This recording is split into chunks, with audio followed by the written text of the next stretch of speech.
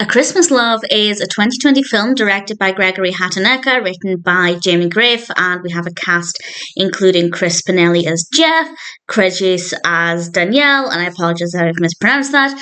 And honestly, it's not good. It's all over the place. The narrative is very messy, and I guess it's a nice idea, and in the right hands, it could have been a good story. It's about a couple who are going through a difficult time around the holiday season.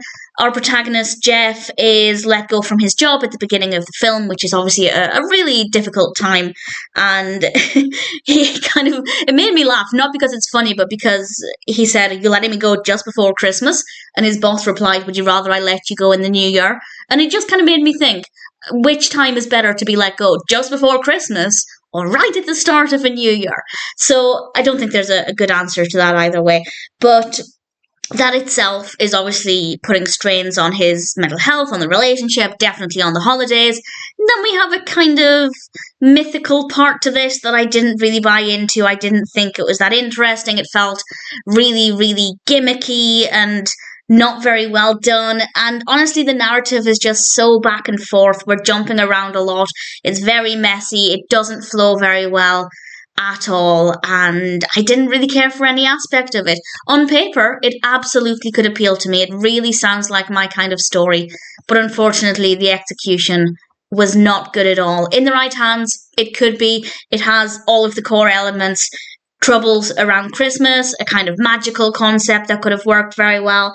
I think the performances were fine, the camera work is fine, the lighting is good, the sound is pretty good as well, and I say that because there are a lot of Christmas films that are really poor quality and the sound really stands out as being terribly handled. But actually, I had no problems with the music here. The sound levels, absolutely fine, credit where it's due. The biggest issue is just the narrative.